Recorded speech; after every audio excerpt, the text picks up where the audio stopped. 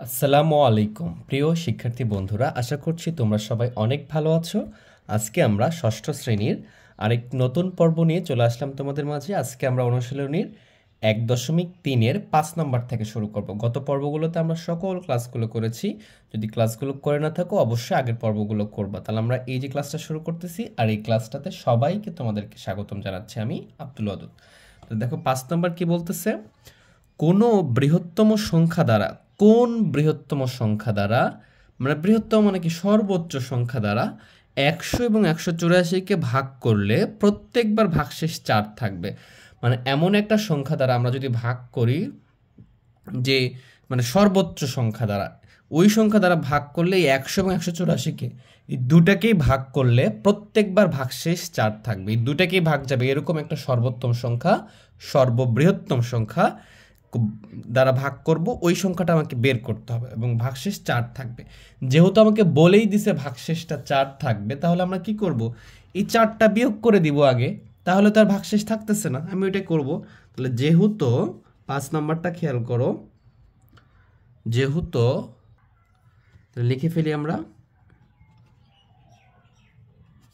এটা পাস করতেছি আমরা 5 নাম্বার। যেহেতু বৃহত্তম সংখ্যা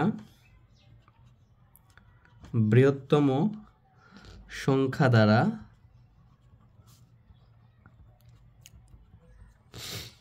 100 ও 184 কে ভাগ করলে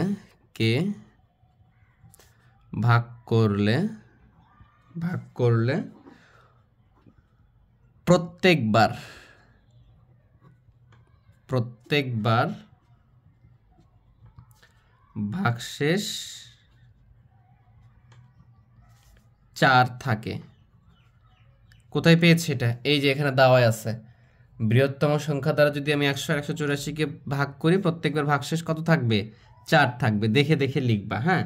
তাহলে কাজেই বা অতএব, এটা যে কোনো কিছু লিখতে পারি আমরা, কাজেই বৃহত্তম সংখ্যাটি হবে আমরা এরপরে ছোট করে করব, হ্যাঁ, ছোট করে দেখাচ্ছি তোমাদের। বৃহত্তম সংখ্যাটি হবে এই যে 100 বিয়োগ 4, 100 বিয়োগ কত? 4, বা আমি কি করব, বা 96 বিয়োগ করলে কত হবে? 96 এবং 184 বিয়োগ 4, যেহেতু ভাগশেষ 4 থাকতেছে এটা বিয়োগ করে দিলাম, তাহলে কত হচ্ছে? 180। তাহলে বৃহত্তম সংখ্যাটি হবে এই 96 এবং 180 এর লসাগু, এর কি লসাগু। জাস্ট এই দুইটার কি করব আমরা? লসাগু করব। তাহলেই হবে কি, লসাগু করা বলা যাবে না, এটাকে গসাগু বলতে হবে। বৃহত্তম সংখ্যাটি কি হবে? গসাগু। দেখো ভাগ করব, এই দুটাকে ভাগ করলে এমন একটা সংখ্যা আসবে যেটা কি হবে, এটাকে নিঃশেষে ভাগ যাবে, এই জন্য গসাগু করতে হবে। লসাগু করলে উত্তরটা বড় হয়। এই বিষয়গুলো আমি আরও ডিটেলসে তোমাদেরকে বলবো। তাহলে আমি এই দুটার কি করব, আমরা গসাগু করব। আমরা গসাগুটা শিখেছি, এটা মৌলিক গুণনের সাহায্যে করলেও হবে, ভাগের সাহায্যে করলেও হবে, ইউক্লিডীয় পদ্ধতিতে করলেও হবে। তো আমরা আজকে ভাগের সাহায্যে করব। তাহলে 96 এর 180 আমরা কি জানি যে 96 দ্বারা 180-কে ভাগ করতে হয়, তাহলে এই পদ্ধতিতে আমরা গসাগু পেয়ে থাকি। তাহলে 96 দ্বারা কতবার যাবে? দেখবা যে একবার যাচ্ছে, তাহলে কত হবে? এখানে 96 হবে। বিয়োগ করো, তাহলে কত আসতেছে? 4, এখানে আসবে 8। এইবারে কি করি আমরা, এই যে ভাগশেষ মানে ভাগশেষ বা যে অংশটা থাকে, এটাকে ভাজক বানিয়ে এই ভাজকটাকে আমি নিয়ে এসে এখানে ভাজ্যতে 96, এইভাবে তো আমরা করি, আমরা শিখেছি। যদি আমার আগের পর্বের ক্লাসগুলো করে না থাকো অবশ্যই সেই ক্লাসগুলো করবে, তাহলে তোমাদের এই বেসিক প্রবলেমগুলো সমাধান হবে। কারণ এইগুলো শেখানো হয়েছে তোমাদের 1 নম্বর 2 নম্বরে শেখানো হয়েছে ভাগ প্রক্রিয়ার মাধ্যমে, এই 1.3 অনুশীলনী 2-এ শেখানো হয়েছে। তাহলে দেখো 84 দ্বারা 96-কে ভাগ করলে কতবার যাবে? এটাও একবার যাবে। তাহলে এখানে কত আসতেছে? 84। এখানে বিয়োগ করো 2, এখানে বিয়োগ করো 1। এই যে এটাকে আমরা যেটা থাকবে সেটাকে বানাই ফেলবো আবার ভাজক, এবং এই 84-টাকে আবার ভাজ্যতে নিয়ে চলে আসবো। দেখতেছি এটা কয়বার যাবে? এটা দেখো যে 7 বার যাবে। 7 বারাং কত হয়? 84। 7 দুগুণে 14, 4 হাত থেকে 1, 7 থেকে 7 আর 1 8, এই যে 0 হয়েছে। এখন এইখানে যেটা থাকে সেটাই কি হয় আমাদের? সেটাই হয় এই গসাগু। এই দুটার এই 96 এবং 100, এই যে 96 এবং 180 গসাগু কোনটা হয়? এটা আমার কাঙ্ক্ষিত রেজাল্ট। এই 12 দ্বারাই তুমি 96 এবং 180 দুটাকেই ভাগ করতে পারবা। যদি 100-কে এবং 184-কে 12 দ্বারা ভাগ করো, তাহলে সবসময় ভাগশেষ 4 থাকবে। বুঝতে পারছো? আশা করি বুঝছো। তাহলে অতএব এভাবে লিখতে পারো যে অতএব 96 ও 180 এর গসাগু হচ্ছে আমাদের 12। এটা হচ্ছে আমাদের 12, ঠিক আছে? তাহলে উত্তর কত? উত্তর বৃহত্তম সংখ্যা বের করতে বলছিল। কোন বৃহত্তম সংখ্যা? তাহলে বৃহত্তম সংখ্যা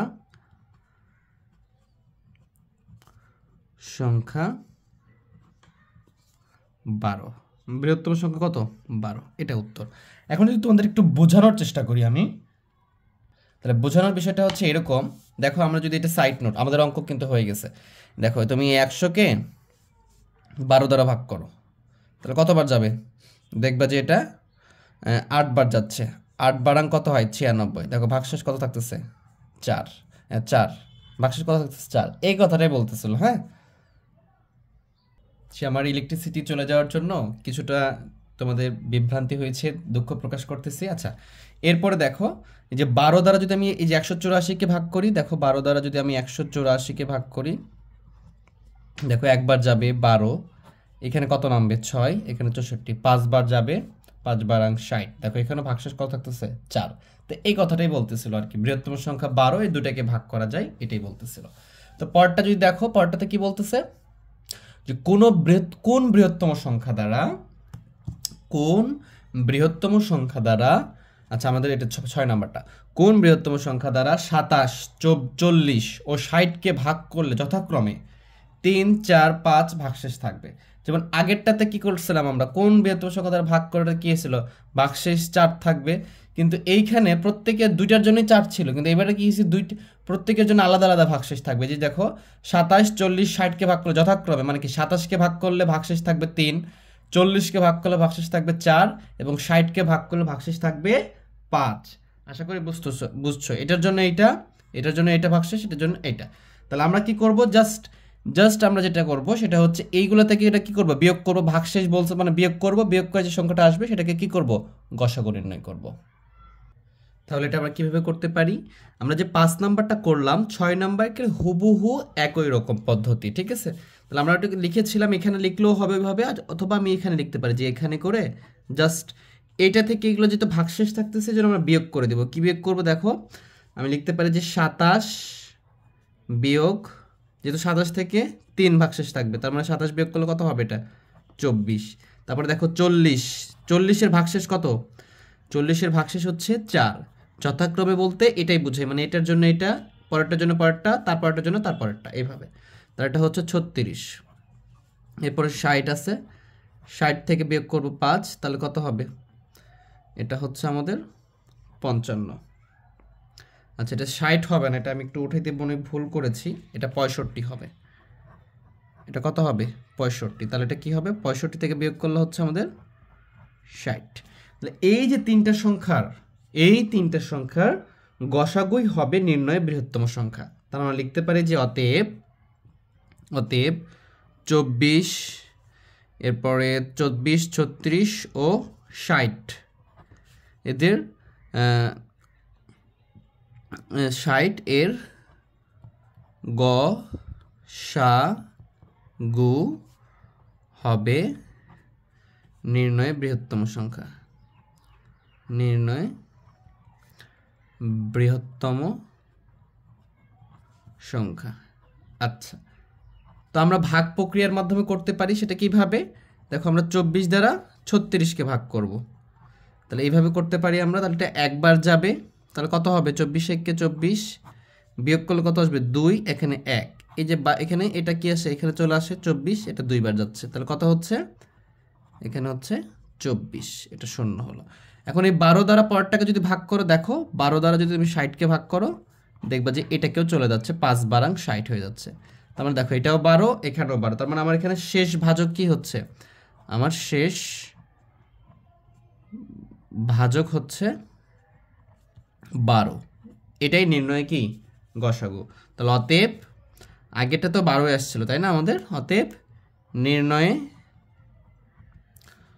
গসাগু হচ্ছে আমাদের, অতএব নির্ণয় গসাগু হলো 12। এভাবে ভাগ প্রক্রিয়ার মাধ্যমে করতে পারি।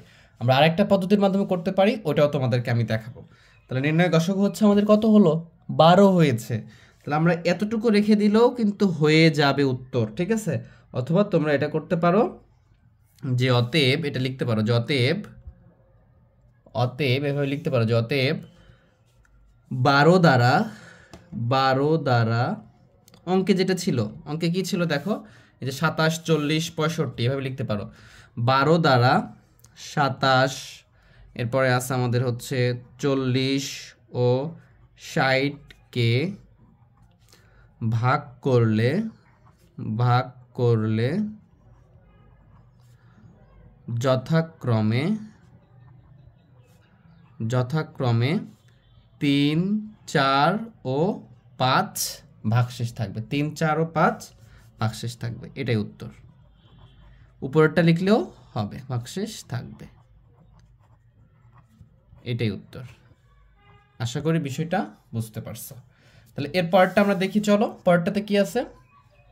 পরে দেখো 7 নম্বর বলতেছে যে তাহলে কোনো ক্ষুদ্রতম সংখ্যাকে 8, 12, 18 এবং 24 দ্বারা ভাগ করলে প্রত্যেকবার ভাগশেষ 5 হবে। মানে কোনটা দ্বারা ভাগ করলে 5 হবে। আচ্ছা, আমরা অঙ্কটা করে ফেলি, তারপরে তোমাদের বোঝানোর চেষ্টা করতেছি, তাহলে আরো ভালো করে বুঝতে পারবা তোমরা। তাহলে আমরা লিখবো যে ক্ষুদ্রতম সংখ্যাটি হবে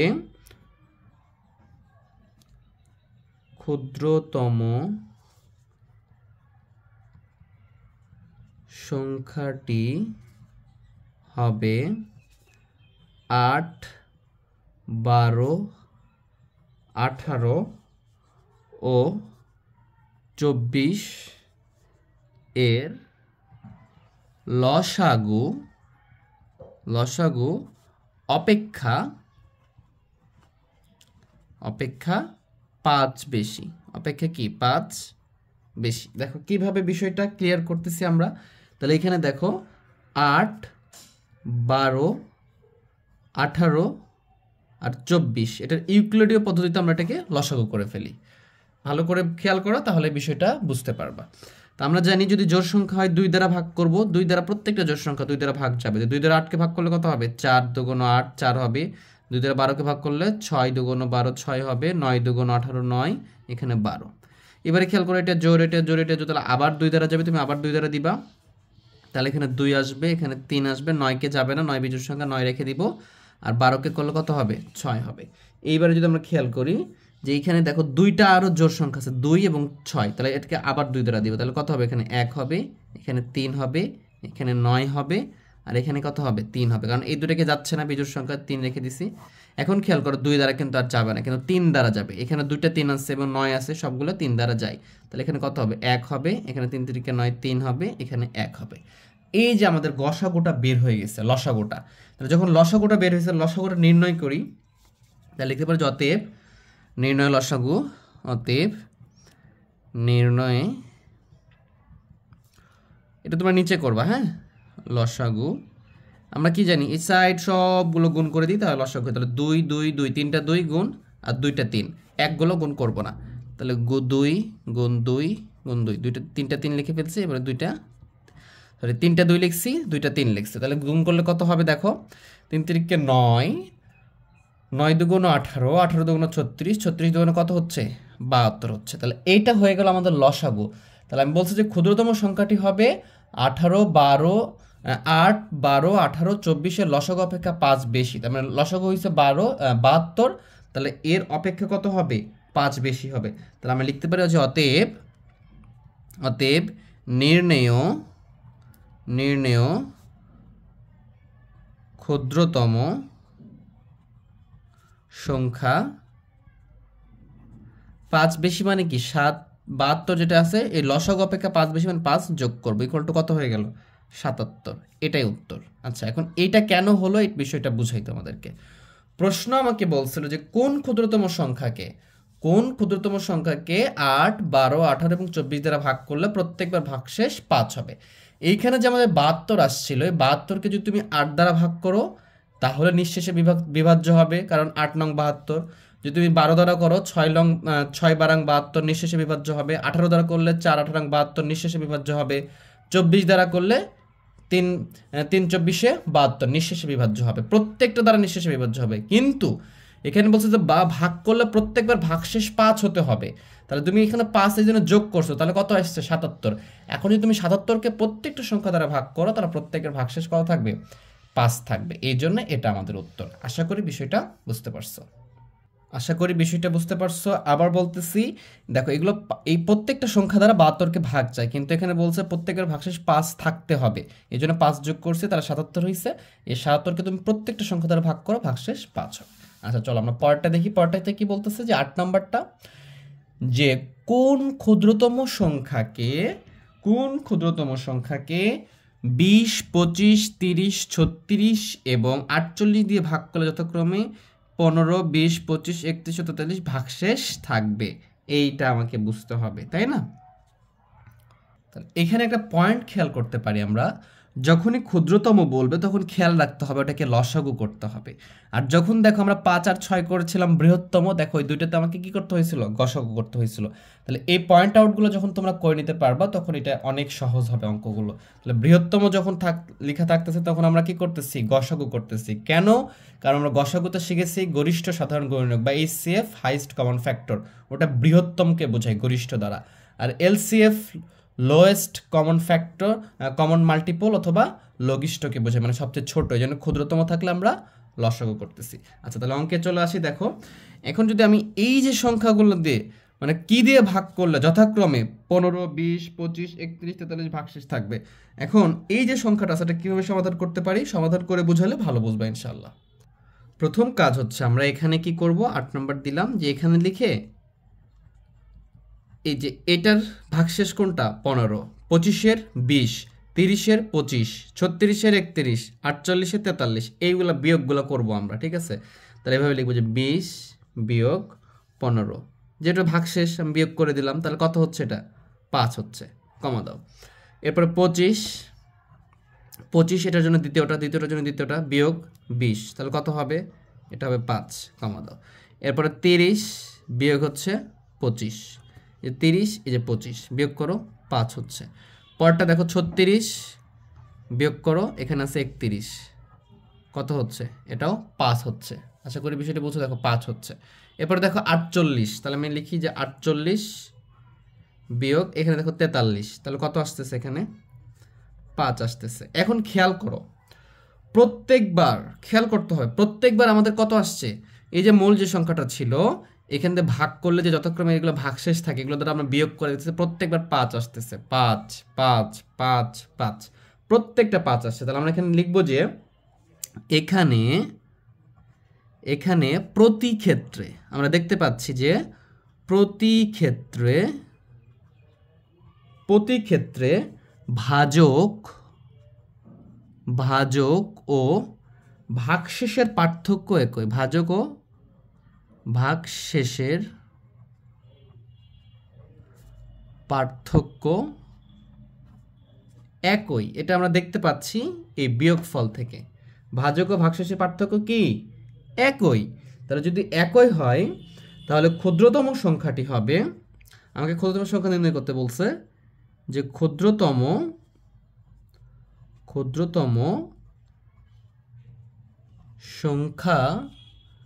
সংখ্যাটি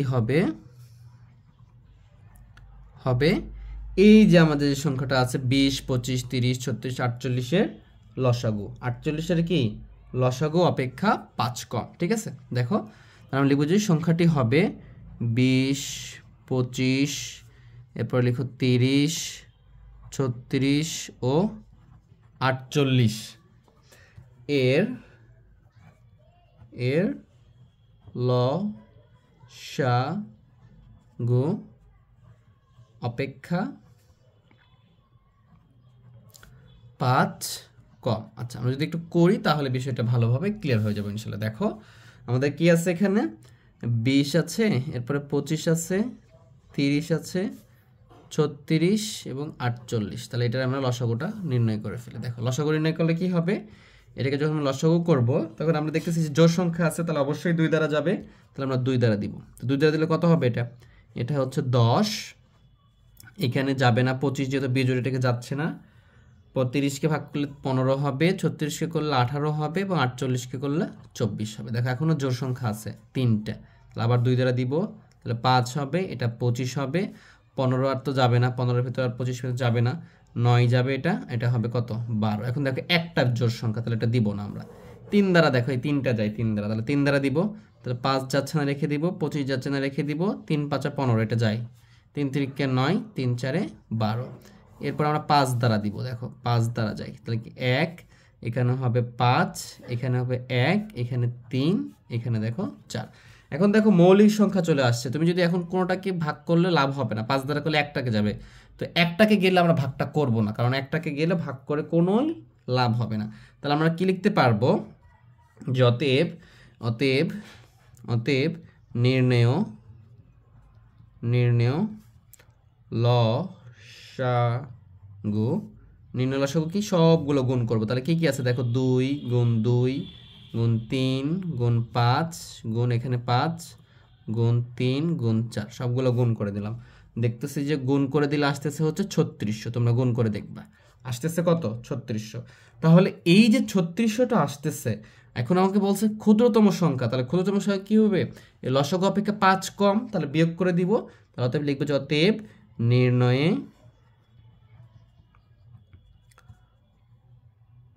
ক্ষুদ্রতম, আমি তোমাদেরকে বোঝাচ্ছি কেন এটা হচ্ছে, হ্যাঁ আগে করে ফেলি। তাহলে কত হচ্ছে 3600, এখান থেকে বিয়োগ করো 5, তাহলে কত হবে, এটা হবে 3595, এটাই হচ্ছে আমাদের উত্তর। এখন আমাদের এই যে 3600 আসছিল, এই 3600 তুমি যদি 20 দ্বারা ভাগ করো দেখবা নিঃশেষে বিভাজ্য হচ্ছে, 25 দ্বারা ভাগ করে দেখবা নিঃশেষে বিভাজ্য হচ্ছে, 30 দ্বারা ভাগ করে দেখবা নিঃশেষে বিভাজ্য হচ্ছে, এই 36 দ্বারা ভাগ করে দেখবা নিঃশেষে বিভাজ্য হচ্ছে, 48 দ্বারা ভাগ করে দেখবা নিঃশেষে বিভাজ্য হচ্ছে। কিন্তু আমাকে বলছে কি, এই সংখ্যাগুলো করে ভাগ করলে 20 দ্বারা যদি ভাগ করি আমার ভাগশেষ থাকা লাগবে 15, 25 দ্বারা যদি ভাগ করি তাহলে ভাগশেষ থাকা লাগবে 20, 30 দ্বারা যদি ভাগ করে তাহলে ভাগশেষ থাকা লাগবে কত 25, এইগুলো থাকতে হবে। এখন তুমি 36কে যদি ভাগ করো তাহলে নিঃশেষে বিভাজ্য হচ্ছে, কিন্তু যদি 5 দ্বারা যখন বিয়োগ করছে 3595, আমাদের অঙ্ক কিন্তু শেষ। এখন তোমাদের প্র্যাকটিস দেখাচ্ছে যে কিভাবে মিলতেছে।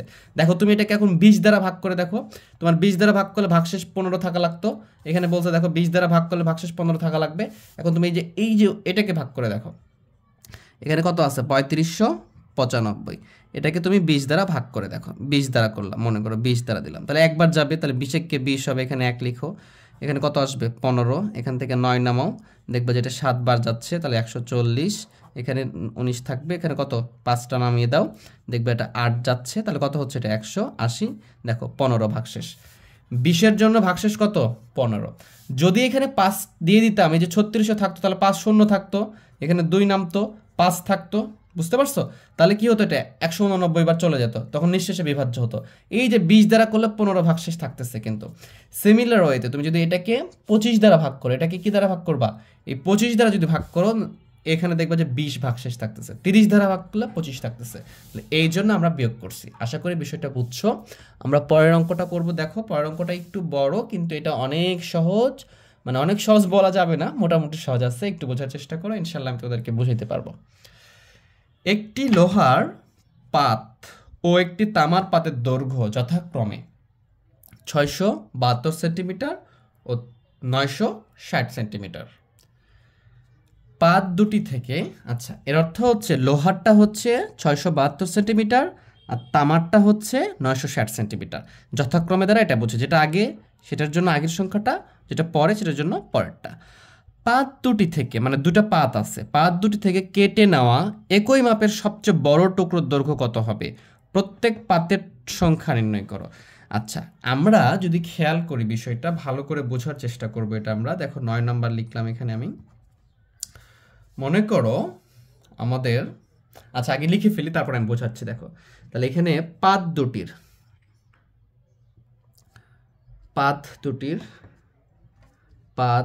দুটির দৈর্ঘ্যের, যদি একটু সংক্ষেপে লেখার চেষ্টা করি, তোমাদেরকে যদি একটু ছোট করে বোঝাই, দৈর্ঘ্যের গসাগু, ঠিক আছে, সবচেয়ে বড়, এই জন্য গসাগু করবো। পাত দুটি দৈর্ঘ্যের গসাগু হবে পাত দুটি থেকে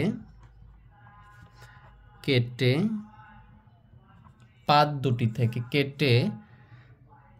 নেওয়া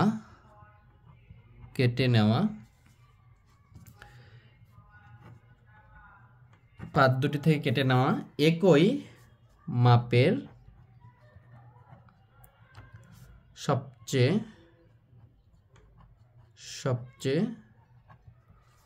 বড় টুকরার দৈর্ঘ্য এটা হবে। খেয়াল করি বিষয়টা। মনে করো আমাদের লোহার পাতটা হচ্ছে 672 বলছে, তার মানে এটা লোহার পাত। আর 960 সেন্টিমিটার বলছে তামার পাত, তাহলে 960 মানে কি একটু বড় হবে, আমি ধরলাম এইটা। তাহলে এইখান থেকে আমাকে একটা নির্দিষ্ট পরিমাণ কেটে নিতে হবে। যেটা কেটে নিতে পারবো কিভাবে? মনে করো তুমি এটাকে কাটতেছ, এটাকে সমান পরিমাণ করে কাটতে হবে। মানে এই যে তুমি মনে করো এতটুকু বড় বড় করে কাটলা, এতটুকু করে কাটলা, এতটুকু কাটলা, এতটুকু শেষে যে এতটুকু পড়লো, তাহলে কিন্তু হবে না। সমান ভাগে ভাগ হতে হবে, এইটাকেও সমান ভাগে ভাগ হতে হবে, এবং এইটার পরিমাপটা এবং এটার ভাগের পরিমাপটা সমান হওয়া লাগবে। এই জিনিসটা বুঝতে হবে। মানে এমন একটা পরিমাপ নিয়ে আসতে হবে যেটা হচ্ছে যেই পরিমাপটা এটাকে কাটলে এগুলো সমান ভাগে ভাগ হবে, এইটার প্রত্যেকটা ভাগ সমান হবে। এই যে ভাগগুলো সমান হলো, এদের প্রত্যেকটা ভাগ সমান হবে, এদেরও প্রত্যেকটা ভাগ সমান হবে, এবং এর একটার ভাগ এর একটা ভাগের সমান হবে। এই বিষয়টা ঠিক আছে। তাহলে আমরা গসাগু করলে পেয়ে যাবো এটা। দেখো তাহলে আমরা কি করব, এই যে 672 আছে, এই 672 দ্বারা আমরা 960 এটাকে গসাগু করি। এটা কতবার যাবে আমরা জানি, একবার যাবে। তাহলে কত হবে 672 বিয়োগ করি আমরা, তাহলে কত আসতেছে 2, এখানে আসতেছে 9, 7 আছে কয় 16, 9 16, আচ্ছা 2 আছে কয় 10, 8 10, এখানে 8, তাহলে এখানে কত হাত থেকে 1, এখানে 8 আছে কয় 10, 8 16, এখানে 8 8 হবে, আর এখানে হাত থেকে 1 7, আর 7 আছে কয় 9, 2 9, 288। এটাকে যদি কি দ্বারা করবো, 672 কে ভাগ করব 672 কে, তাহলে এটা কতবার যাবে দেখবে, এটা 2 বার যাচ্ছে। তাহলে 8 2 16 6, হাত থেকে 1, 8 2 16 আর 1 17 7, হাত থেকে 1, 2 2 4 আর 1 কত 5। এবার আমরা বিয়োগ করি, বিয়োগ করলে কত আছে, 6 আছে কয় 12, 6 12, 6 আছে কয় 12, 6 12, হাত থেকে 1, 7 আছে কয় 17, 9 17, হাত থেকে 1 7 আর 1 কত 8, 8 আছে কয় 17, 9 17, হাত থেকে 1 6, বামে শূন্য পড়বে না, 96। আর এখানে কত হচ্ছে দেখো, তাহলে 288টা এখানে লিখবো। আমরা জানি এই প্রসেসটা, তোমরা সবাই জানো। এখন আমরা যদি এটাকে 3 দ্বারা ভাগ করি, কত দ্বারা করব, 3 দ্বারা। তাহলে 3 দ্বারা করলে 3 18, 8 হাত থেকে 1, 3 9 27 আর 1 কত 28। দেখো নিঃশেষে বিভাজ্য এখন হয়ে গেছে। তাহলে শেষ ভাজক কোনটা, 96। শেষ ভাজক কত, 96। তাহলে এইটাই আমাদের গসাগু। তাহলে আমরা লিখবো যে শেষ ভাজক 96। অতএব নির্ণেয় গসাগু হবে আমাদের কত, 96 সেন্টিমিটার। এগুলো সেন্টিমিটারে দেওয়া আছে, সেন্টিমিটার। এখন প্রশ্নে বলছিল যে সবচেয়ে বড় টুকরার দৈর্ঘ্য হবে কত, এইটাই সেটা।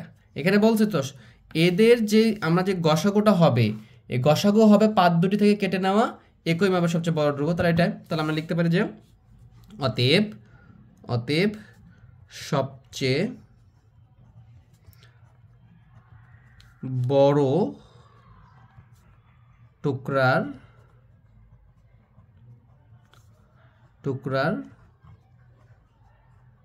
দৈর্ঘ্য হবে 96 সেন্টিমিটার। এটা একটা উত্তর হয়ে গেল কিন্তু আমাদের, ঠিক আছে। এরপরে খেয়াল করো, এরপরে আরো কিছু চাইছে যে প্রত্যেক পাতের টুকরার সংখ্যা নির্ণয় করো। এখানে যে দুটো পাত আছে না, এই পাতের টুকরার সংখ্যা কতগুলো হবে। তাহলে আমরা কি করব, এটা হচ্ছে কত 672, আর এটা কত, এটা হচ্ছে 960। তাহলে সবচেয়ে বড় 96, এই 96 দ্বারা দুটোকে ভাগ করব, তাহলেই হয়ে গেল। তাহলে আমরা লিখবো যে প্রথমে বলছে কি লোহার, তাহলে এখানে লিখে ফেলি যে লোহার টুকরার সংখ্যা। অতএব লোহার টুকরার সংখ্যা। তাহলে লোহার টুকরার সংখ্যা কত, লোহার টোটাল আয়তন হচ্ছে 672, আর সবচেয়ে বড় হবে কত, 96 সেন্টিমিটার। এটা দ্বারা ভাগ করে ফেলবো, ভাগ করে এতটি, দেখো ভাগ করে দেখো, এটা তাহলে এটাকে ভাগ করে দিবা, তাহলে আসবে 60টি, 7 হবে, বুঝতে পারছো? 60টি ভাগে ভাগ হবে। এবং তারপরে কি লিখবো, অতএব আবার তামার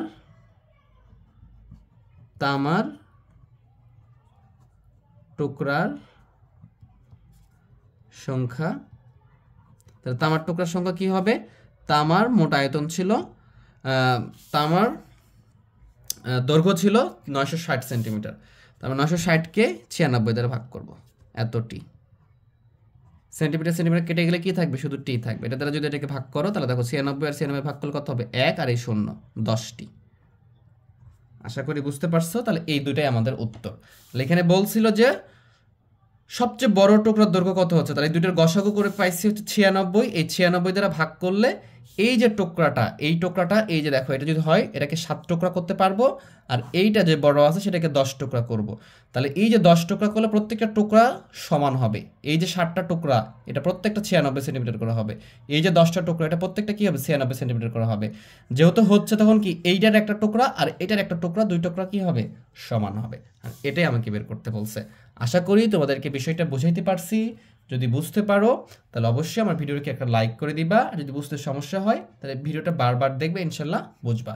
আর ক্লাসটা ভালো লেগে থাকলে বন্ধুদের মাঝে শেয়ার করে দিবা, আর অবশ্যই চ্যানেলকে সাবস্ক্রাইব করবা। সবাই ভালো থেকো, সুস্থ থেকো, আল্লাহ হাফেজ।